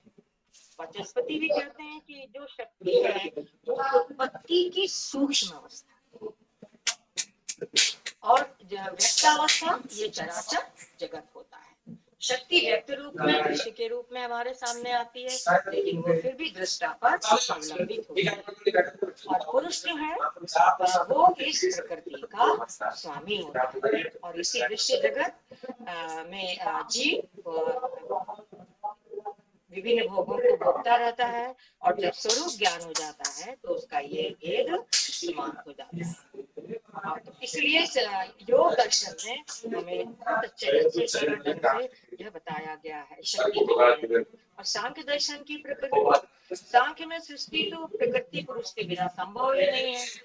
प्रकृति जड़ है फिर भी सक्रिय है, पुरुष निष्क्रिय है फिर भी चेतन है। लेकिन जब तक भेद ज्ञान है तब तक कह लीजिए मोक्ष की अवस्था है। जहाँ ये जब तक अभेद ज्ञान है तब तक यहाँ पर बंधन है। जहाँ ये भेद ज्ञान हो गया कि प्रकृति अलग है, पुरुष अलग है, तो ये मोक्ष की अवस्था आ जाती है। तो वहां भी सृष्टि का कारण, सांख्य दर्शन में भी सृष्टि का कारण प्रकृति को ही माना गया है। और जैन दर्शन को अगर हम लेते हैं तो जैन दर्शन में जो एक शक्ति मानी जिसे हम द्रव्य कहते हैं, द्रव्य जो नित्यता ट्रिनिटी का कारण है, यानी सब चीजें नष्ट हो जाती हैं, उत्पाद द्रव्य और वे। तो उसमें जो द्रव्य है, द्रव्य इटर्निटी से संबंधित है। यानी कि मान लीजिए कोई वुड है, लकड़ी है, उससे फर्नीचर बनता है, नष्ट हो जाता है, उसे हम जला भी देते हैं, लेकिन कितना भी कर ले सब कुछ नष्ट हो जाएगा, शेप नष्ट हो जाएगा, वो जो लकड़ी जिससे हमने बनाया है वो भी नष्ट हो गई। लेकिन जो वुड है, लकड़ी है, वो जो मटेरियल था उसमें कुछ ऐसी शक्ति है जो लकड़ी जो है वो मेटल नहीं बन गई, लकड़ी लकड़ी ही है। तो जैन दर्शन में भी ये जो धार्मिकता है वो भी इसी शक्ति का ही स्वरूप है।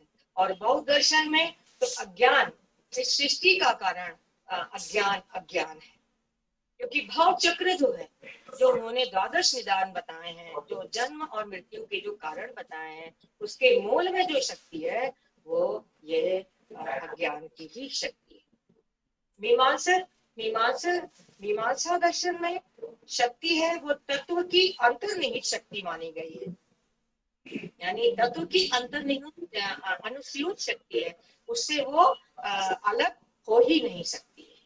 और उसी प्रकार से जो न्यायिक है वे भी ये मानते हैं, वे शक्ति को कारण के साथ समन्वित करते हैं और कहते हैं कारण के रूप में भी ये शक्ति है।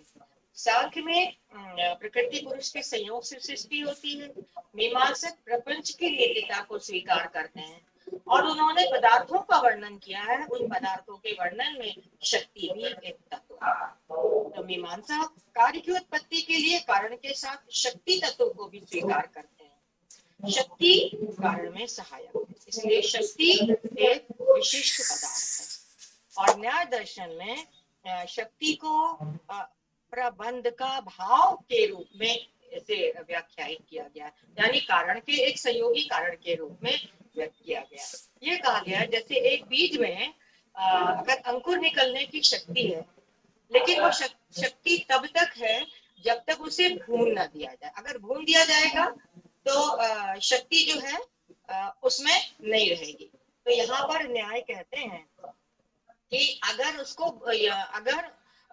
उसको भून देने के जितने ऑप्शन है उसको ही हम खत्म कर दें तो बीज से अंकुर स्वतः निकल आए। यही कारण है कि न्याय दर्शन में शक्ति को प्रतिबंध का भाव के रूप में स्वीकार किया गया है, अर्थात कारण सामग्री के साथ साथ केवल उपादान वस्तु की जरूरत नहीं होती, केवल उपादान कारण की जरूरत नहीं होती, बल्कि उसको रोकने वाली वस्तु का अभाव भी, यानी उसकी किसी वस्तु की उत्पत्ति में बाधा बनने वाले कारण का अभाव भी होना आवश्यक है। तो देखिए हमारे यहाँ हमारे दर्शन में कितने विस्तार के साथ शक्ति का वर्णन किया गया है। शक्ति तत्व का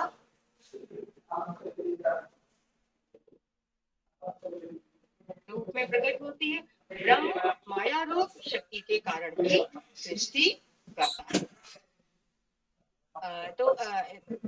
और ये देखिए हमें विभिन्न हमारे भारतीय जो ग्रंथ हैं उनमें हमें इसका उल्लेख मिलता है। पाणिनि की अष्टाध्यायी में भी शक्ति का उल्लेख मिलता है, मातृ शक्ति का, जिसे भवानी, शर्वाणी, रुद्राणी, गणानी आदि पदों के द्वारा इन शक्तियों का उल्लेख मिलता है। तो अगर यथार्थ रूप में हम देखें तो जो दुर्गा मातृशक्ति है वो सृष्टि के संचालन की आदि स्रोत, और कहते हैं कि विष्णु में वो सात्विकी रूप में रहती है, ब्रह्मा में राजसी रूप में रहती है और शिव में तामसी रूप में शक्ति के रूप में विद्यमान रहती है।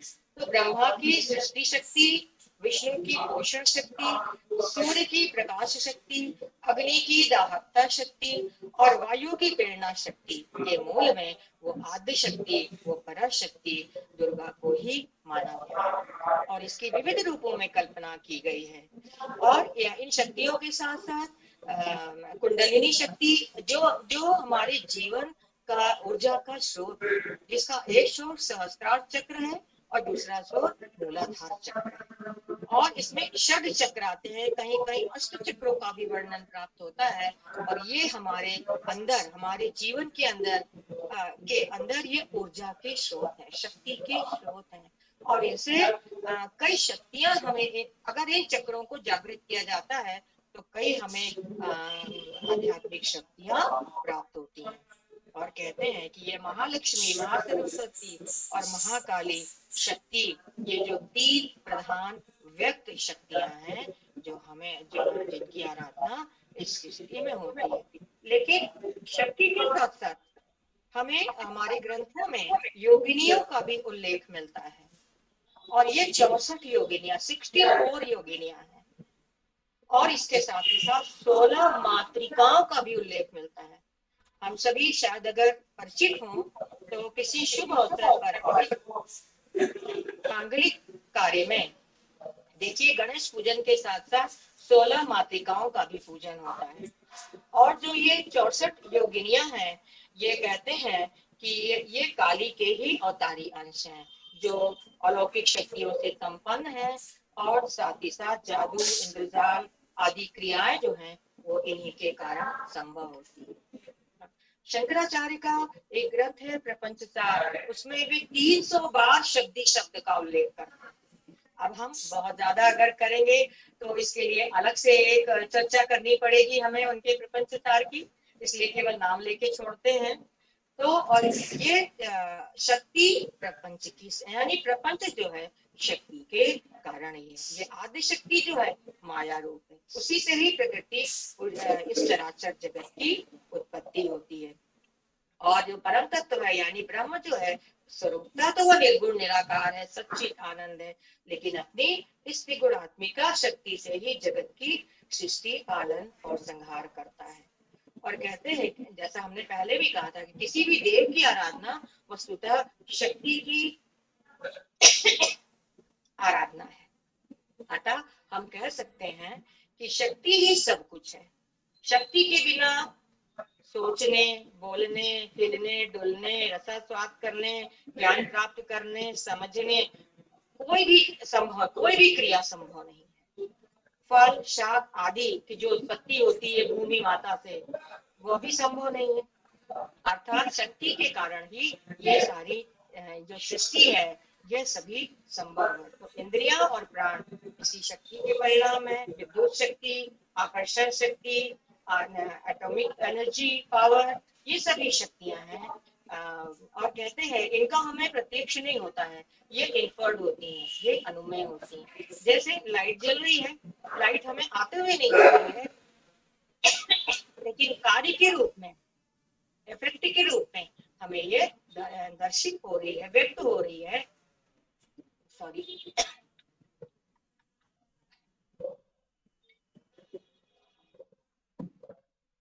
तो इसीलिए जो ये शक्ति है इसकी चर्चा हमारे ग्रंथों में विस्तार के साथ की गई है।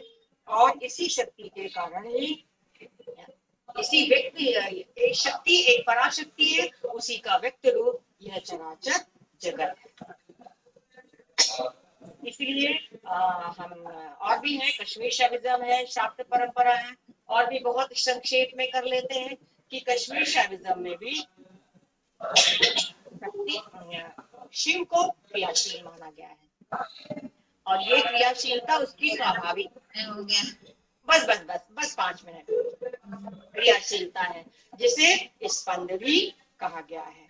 और ब्रह्म ही, शिव ही इस शक्ति का अधिष्ठान है। शाक्त मत में भी पराशक्ति को ही परम तत्व मानते हुए आनंद भैरवी, त्रिपुर सुंदरी, ललिता आदि रूपों में कहा गया है। और शक्ति के ही रूप वाक शक्ति है, जिसके विभिन्न रूप हैं, परा, पश्यंती, मध्यमा और वैखरी। परा जो है वो सृष्टि के पूर्व की अवस्था है, चित्त और आनंद की अवस्था है। पश्यंती ये लीला की, स्वतंत्र रूप से लीला की अवस्था है, जगत की रचना करने की इच्छा की अवस्था है, यहाँ केवल इच्छा मात्र है। मध्यमा ज्ञान रूप अवस्था है, कर्ता के मन में एक सृष्टि करना है, इसका ज्ञान है। वैखरी जो है वो व्यक्तावस्था है। इस तरह से हम वाक शक्ति के रूप में भी हम सृष्टि का उल्लेख पाते हैं। और इसके साथ ही साथ एक और संप्रदाय है जिसे हम शास्त्र दर्शन का कौल संप्रदाय कहते हैं। वहाँ कुल का अर्थ ही है परमेश्वर की सर्वोच्च स्वतंत्र शक्ति, यानी कुल की उपासना। या कुल का मतलब फैमिली या अपने उससे नहीं है, घर से नहीं है। कुल का मतलब है सर्वोच्च शक्ति, परमेश्वर की सर्वोच्च स्वतंत्र शक्ति। कुलम च परमेश्वर शक्ति, सामर्थ्य भू, ऊर्ध्वता, स्वतंत्रता,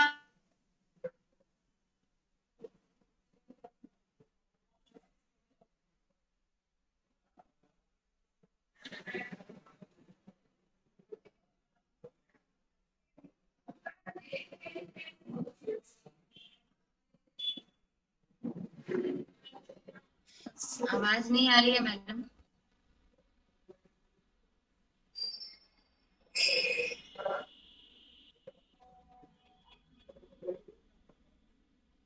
मैडम का शायद नेटवर्क चला गया।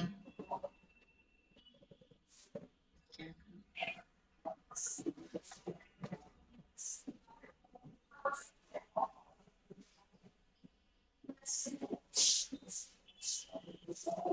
फोन से ना हो तो बोलिए रजनी जी उनको। फोन कर रहे हैं।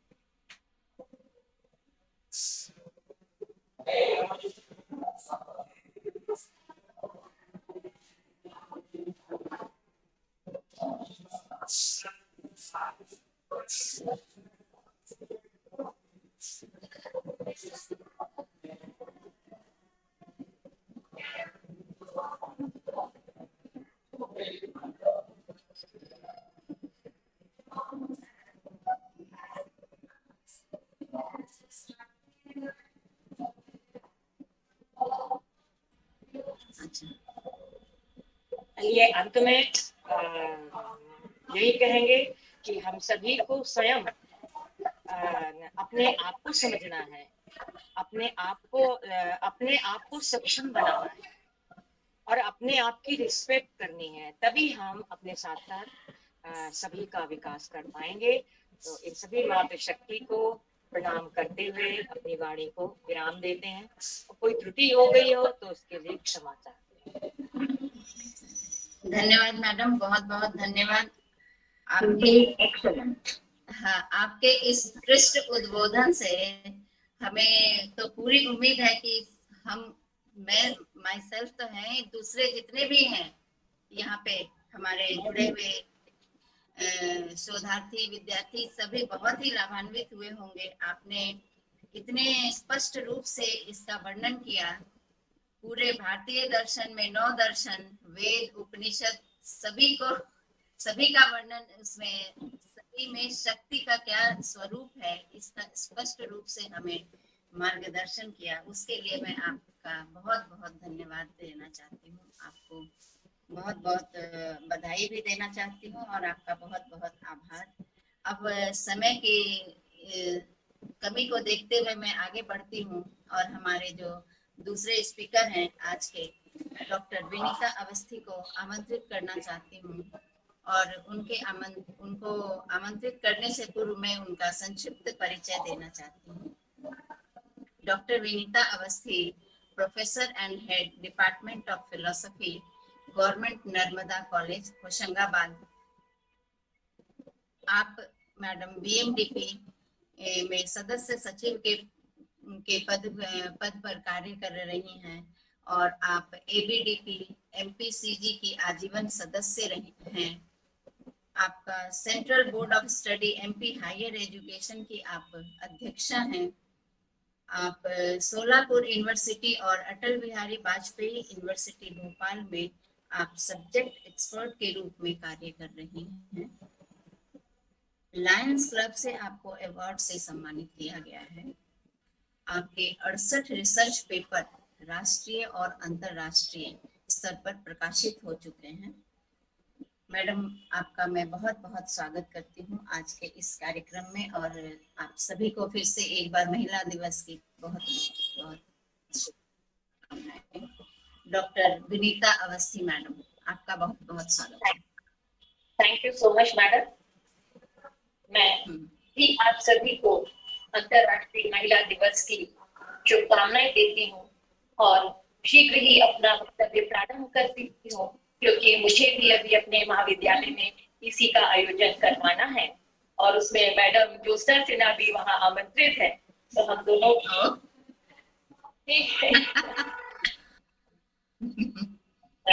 सर्वप्रथम मैं मूलजी जेठा कॉलेज जलगांव के प्राचार्य बालंबे जी, विशिष्ट वक्ता मैडम मोहंती मैडम, हमारी बीएमडीपी की अध्यक्षा, हमारी प्रेरणा स्रोत और मार्गदर्शक डॉक्टर राजकुमारी सिन्हा मैडम और जो कि भारतीय दार्शनिक अनुसंधान परिषद की मेंबर भी है, आपका मैडम मैं स्वागत करती हूँ, अभिनंदन करती हूँ।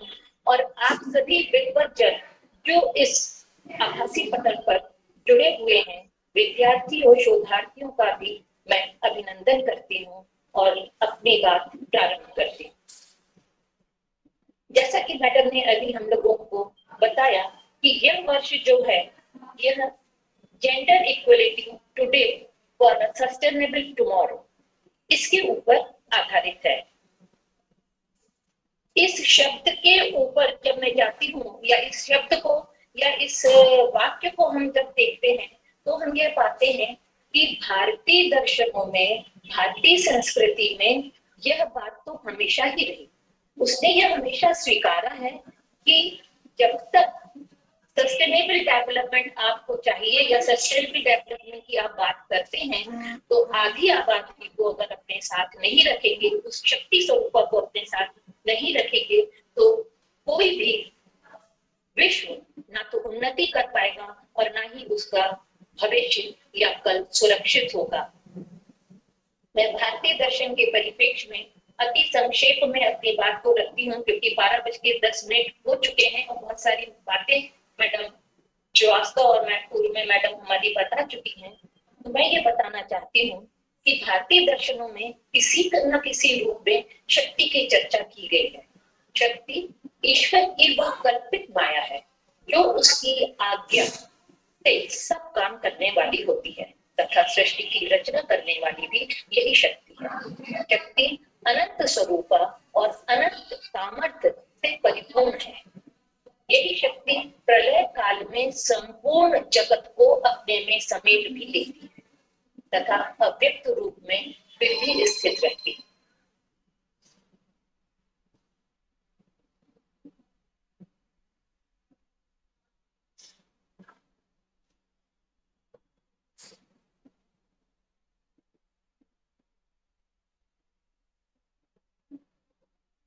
शक्ति की उपासना उपनिषदों में भी की गई है। ब्रह्म सूत्र में एक जगह कहा गया है, सर्वो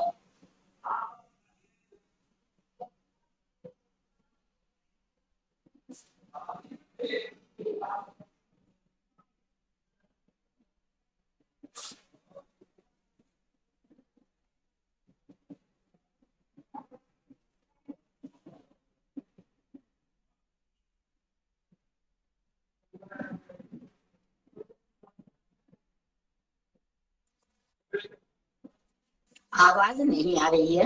मैडम आवाज नहीं आ रही आपकी, शायद एक कॉल आ गया था और तो मुझे लेफ्ट होना पड़ा। वो कॉलेज से लोग मुझे बार बार कॉल कर रहे हैं। I am sorry. मैं इसको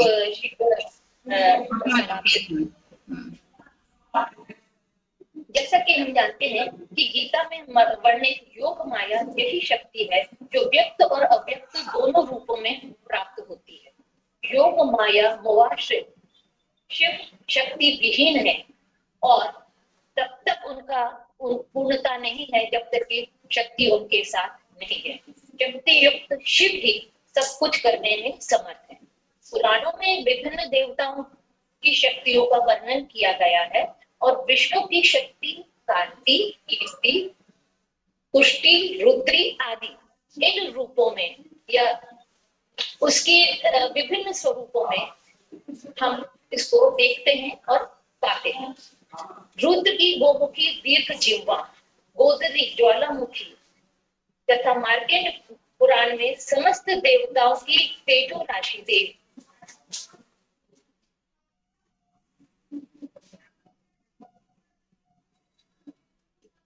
के रूप में शक्ति को पूजा गया है, जिसकी श्रप आदि है। इसी के तहत हम देखते हैं कि तंत्र के अनुसार किसी पीठ की अधिष्ठात्री देवी शक्ति के रूप में की पूजा की जाती है, जिसकी उपासना की जाती है। शक्ति स्वरूपा देवी के उपासक शाक्त कहे जाते हैं। शाक्त संप्रदाय में आदि शक्ति की रचना करने वाली संपूर्ण साधना संपन्न शक्ति का वर्णन है। बौद्ध जैन आदि संप्रदायों के तंत्र शास्त्रों में भी शक्ति का वर्णन हमें प्राप्त होता है। इन्हें बौद्ध भाग्य भी कहा जाता है। तांत्रिकों में युक्ति और शायद वीडियो नहीं दिख रहा है, मेरा ऑन तो है, किसी कारणवश से शायद दिखाई नहीं पड़ रहा है। आप दिख रही हैं? दिख रहे हैं? अच्छा, मेरे यहाँ पे ही फिर कोई प्रॉब्लम है और मुझे दिखाई नहीं दे रहा है। ठीक है, रूपवती, सौभाग्यवती आदि नामों से इसे पुकारा जाता है। इनका पूजन सिद्धि प्रदान करने वाला माना जाता है। राजाओं की भी 3 शक्तियां बताई गई हैं, प्रभु, मंत्र और उत्साह। मोक्ष और दंड आदि से संबंधित प्रभु शक्ति, संधि विग्रह आदि से संबंधित मंत्र शक्ति और विजय प्राप्त करने संबंधी शक्ति को उत्साह शक्ति कहा गया है। शब्द के अंतर्निहित अर्थ को व्यक्त करने का व्यापार शब्द शक्ति के नाम से अभिहित है।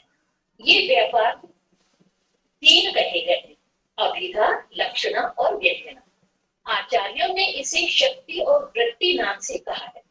घट के निर्माण में मिट्टी, चक्र, दंड, कुलार आदि कारण है और चक्र का घूमना शक्ति या व्यापार है।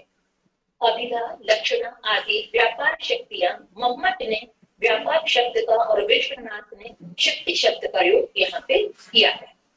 शक्ति में ईश्वरेच्छा के रूप में शब्द को तर्क शास्त्रियों शब्द के निश्चित अर्थ के संकेत को माना है। यह प्राचीन तर्कशास्त्रियों का मत है और वे इसे शक्ति के रूप में और शब्द शक्ति के रूप में हम स्वयं जानते हैं। और यही शब्द शक्ति इच्छा शक्ति में जब परिणित होती है तो मनुष्य उन सब ऊंचाइयों को प्राप्त करता है जिसको कि सामान्य मनुष्य कल्पना भी नहीं कर सकता है। शक्ति में ईश्वर इच्छा के रूप में शब्द के निश्चित अर्थ के संकेत को माना गया है। यह प्राचीन तर्कशास्त्रियों का मंत्र है और बाद में इच्छा मात्र को भी शक्ति मान लिया गया है और माना जाता है। अर्थात मनुष्य की इच्छा से भी शब्दों के अर्थ संकेत की परंपरा को माना जाता है। तर्क दीपिका में शक्ति को शब्द अर्थ के उस संबंध के रूप में स्वीकार किया गया है जो मानस के अर्थ को व्यक्त करता है। हिंदू धर्म के अनुसार जहां जहां सती देवी के शरीर के अंग गिरे वहां वहां शक्ति पीठ बने। ये अत्यंत पवित्र तीर्थ कहलाए और आज भी चारों जो हमारी देवी स्थापना के नव दुर्गा के रूप में पूज्य होते हैं, चाहे वो अश्विनी में हो, चैत्र में हो या दशहरे के समय हम इनकी पूजा करते हैं। ये 9 दिन उस सर्वोच्च शक्ति की आराधना और पूजन के लिए माने गए हैं जिससे स्त्रियां ही नहीं पुरुष भी इस शक्ति से अपने आप को ऐश्वर्य युक्त, ज्ञान युक्त और शक्ति युक्त बनाने में प्रार्थना कर उसी से अर्चना करते हैं। लक्ष्मी को धन संपदा, शांति और समृद्धि की देवी के रूप में पूजा जाता है। ऋग्वेद के श्री सूक्त में सर्वप्रथम इसका प्रयोग हमको प्राप्त होता है। सती दक्ष प्रजापति की पुत्री, भगवान शिव की पत्नी विभिन्न पुराणों में शक्ति के रूप में ही हमें प्राप्त होती है। सरस्वती हमें विद्या की देवी के रूप में प्राप्त होती हैं और आज भी जैसा कि मैडम ने अभी अपने उद्बोधन को प्रारंभ किया था तो रजनी मैडम ने भी इन्हीं तीनों देवियों की को समर्पित करके अपने इस आयोजन को प्रारंभ किया। और संसार में कहीं पे भी हम जाएं, बिना शक्ति के अर्थात दुर्गा के, बिना लक्ष्मी के अर्थात धन और वैभव संपदा के और बिना ज्ञान के कोई भी कार्य पूर्णता को प्राप्त नहीं कर सकता है। यह हम सब अच्छी तरह से जानते हैं। दुर्गा माँ हिंदुओं की प्रमुख देवी है। इन्हें पार्वती, जगदम्बा, देवी शक्ति आदि नामों से भी जाना जाता है। शाक्त संप्रदाय की प्रमुख देवी यही शक्ति स्वरूपा है जिनकी तुलना पर ब्रह्म से की जाती है। दुर्गा को आदि शक्ति प्रधान, प्रकृति, गुणवती, योग माया, बुद्धि तत्व की जननी तथा विकार रहित बताया गया है। वह अंधकार व अज्ञान से रक्षा करने वाली तथा कल्याणकारी है। यह भाव जो यहाँ पे हम देख रहे हैं कि वह जननी है, उसको विकार रहित बताया गया है। वह अंधकार व अज्ञान से रक्षा करने वाली है और कल्याणकारी है। यह भाव प्रकृति के अंतर्गत है और यह प्रकृति का भाव प्रत्येक मात्र तत्व के अंदर पाया जाता है। इसलिए बोला गया है माता को माता न भवति। तो इस रूप में जो पुरुष की जननी भी है, वह जननी शक्ति संपन्न कैसे नहीं होगी। और आज के युग में अगर स्त्रियों को कमतर आका जाता है तो यह पुरुषों की बुद्धि के ऊपर ही प्रश्न चिन्ह उठता है, या उस अप्रगतिशील मानसिकता रखने वाले, संकीर्ण मानसिकता रखने वाले मानव के ऊपर प्रश्न चिन्ह इंगित करता है। क्योंकि प्रकृति ने मां स्वरूप देवियों को, स्त्रियों को सर्वशक्तिमान और कल्याणकारी बनाया है। शाक्त संप्रदाय ईश्वर को देवी रूप में मान्यता प्रदान करता है। वेदों में दुर्गा का व्यापक उल्लेख हमें प्राप्त होता है। उपनिषदों में उमा हेमवती, उमा हिमालय की पुत्री जिसे हम कहते हैं, का वर्णन हमें प्राप्त होता है। पुराणों में आदि शक्ति भी इसे ही कहा गया है। उन्हीं से संपूर्ण विश्व संचालित है।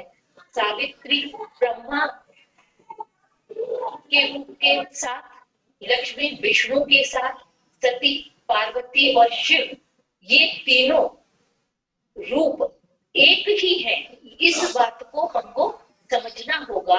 और जब यह तीनों एक हैं और तीनों की शक्ति के रूप में लक्ष्मी, पार्वती, सती और सावित्री स्थित होती हैं, तभी ये संसार की उत्पत्ति, विनाश और लय के साथ साथ उसके संपूर्ण अस्तित्व को एक स्वरूप प्रदान करते हैं।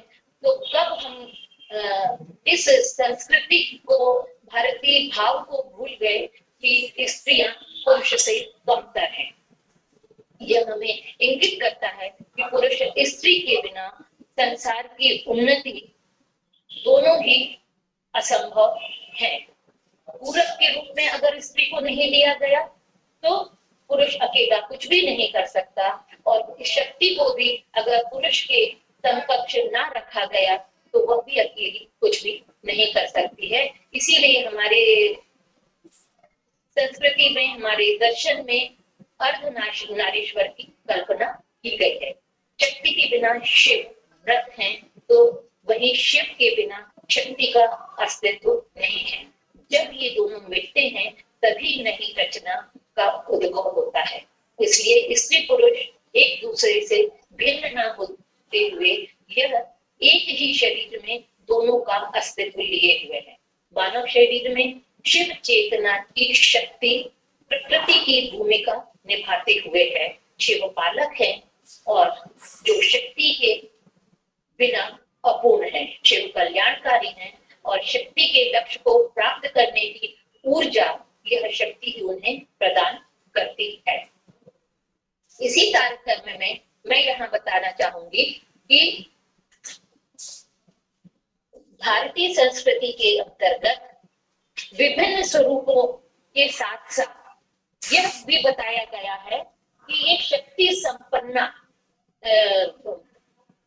स्त्री और नारी, इसका जो स्वरूप भारतीय दर्शन में और संस्कृति में है, वह न केवल संपूर्ण मानव को ऊर्जा प्रदान करता है, वरन वह इस सृष्टि के कल्याण को और प्रकाश को प्रकाशित करने वाला भी है।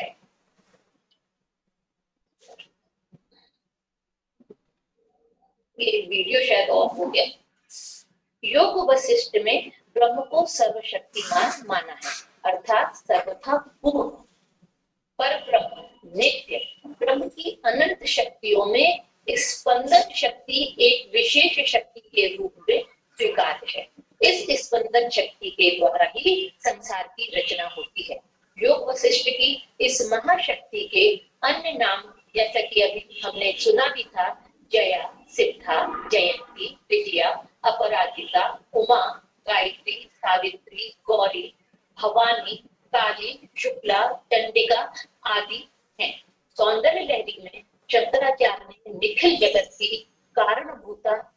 आदि शक्ति का स्तवन किया है।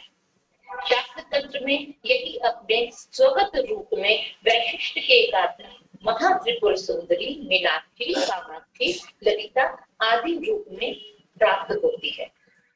मनुस्मृति में स्पष्ट तौर पर यह कहा गया है, यत्र नार्यास्तु पूज्यन्ते रमन्ते तत्र देवता, अर्थात जिस समाज में स्त्रियों का आदर होता है वहां देवताओं का निवास होता है, और जहां उनके दिव्य गुणों को और उनको आदर नहीं दिया जाता है वहां कोई भी कार्य जो किए जाते हैं वो निष्फल हो जाते हैं। अर्थात यह वर्तमान में मानव को समझना होगा कि अगर हम स्त्रियों का सम्मान नहीं करते हैं, इस संसार की आधी आबादी का सम्मान नहीं करते हैं, तो कभी भी विश्व की उन्नति को हम वह ऊंचाई नहीं प्राप्त करा पाएंगे जिसका कि यह विश्व इच्छा रखता है। और इस विश्व को नई ऊंचाइयां प्राप्त करने में स्त्री को शक्ति के रूप में अपने साथ हमेशा ही प्रगति के नित्य नए आयामों को प्रदान करने में अपने साथ रखना ही होगा। आधुनिक युग में भी यही करण के रूप में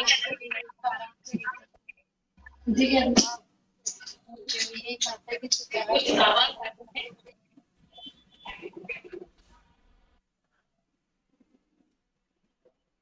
हमें ना समझना होगा कि वर्तमान सशक्तिकरण की जब हम बात करते हैं तो हमें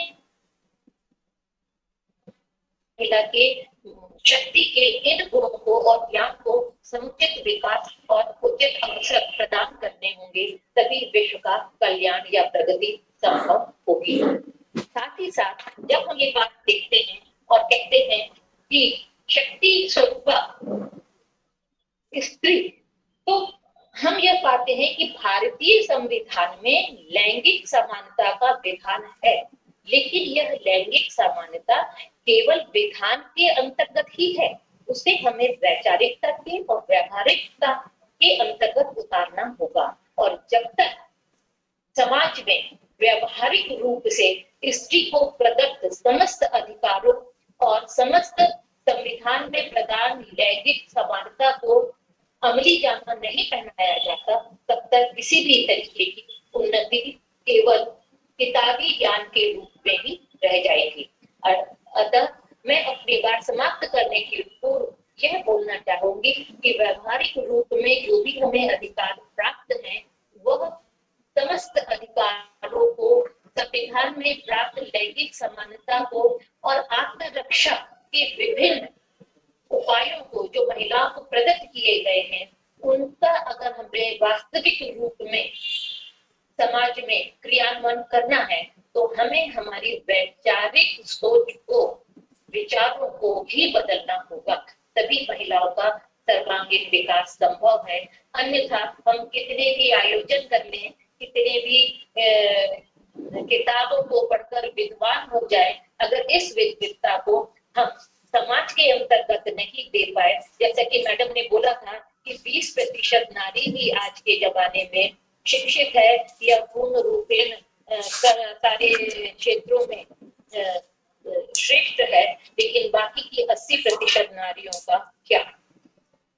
तो हम नारियों को ही नहीं, पुरुषों को भी यह संकल्प लेना होगा और जोर से पूर्ण संकल्प के साथ बोलना होगा, लेट्स ब्रेक द बाइस। हम पूर्वाग्रहों से मुक्त हों और इन सारी रूढ़ियों को तोड़े और वैचारिक रूप से, बौद्धिक रूप से साधन संपन्न होने के साथ साथ गांवों तक इस सशक्तिकरण के भाव को पहुंचाए। आयोजकों का बहुत बहुत धन्यवाद। नमस्कार मैडम।